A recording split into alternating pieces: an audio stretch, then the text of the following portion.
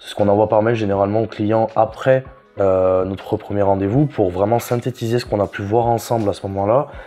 On va retrouver ici donc les garanties de l'installation, le nombre de panneaux. Donc dans ce cas de figure, par exemple, on est sur une puissance de 6 kW crête, ce qui correspond à 12 panneaux de 500 watts, ce qu'on pose généralement, et une production annuelle qui avoisine les 8000 kWh.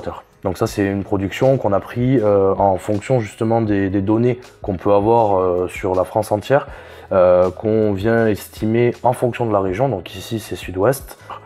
De là, on va pouvoir estimer un taux d'autoconsommation. Alors ça, c'est la partie la plus délicate, à savoir combien de kilowattheures de sa production il va utiliser en direct et combien vont être revendus. Puisque c'est ce qui va nous permettre de tirer le retour sur investissement derrière. Pour ça, on va regarder un petit peu ce qu'il produit et ce qu'il consomme. Il va produire 8000.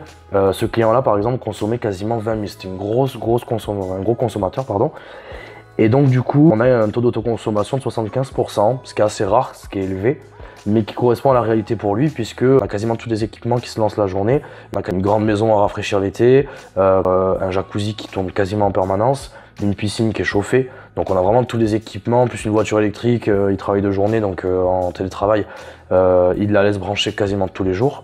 Donc on atteint facilement les 75%.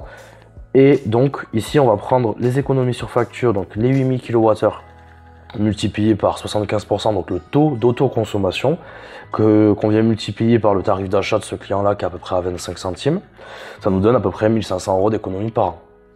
Et ensuite, on a les économies donc liées à la revente, qui elles sont de 8000 kWh fois 0,25, donc le reste des kWh qui n'a pas été utilisé, fois le tarif de revente, et à ce moment-là, on était à 13 centimes pour ce client. Ce qui nous fait un total de 1760 € pour ce cas de figure précis. Et ça, on vient le mettre en rapport avec le prix de l'installation. On déduit la prime que recevra le client après installation.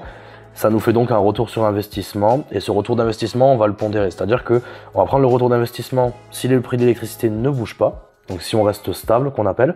Ici, on est à 7 ans et demi. Et on va le pondérer en fonction du retour sur investissement par rapport au prix de l'énergie. Vu qu'il y a quand même des augmentations assez régulières, on ne peut pas savoir ce qu'on aura dans quelques années, mais on sait que voilà, on peut estimer au moins 3, 4, 5%, ça on le voit avec le client par rapport à ce que lui peut estimer aussi de son côté. Et ça nous donne un retour d'investissement qui est un petit peu plus réel et qui s'adaptera un peu plus au projet. On essaye aussi d'y intégrer s'il y a besoin un financement, c'est-à-dire qu'on peut rajouter aussi le coût d'un financement si on finance le projet pour être vraiment au plus proche de la réalité.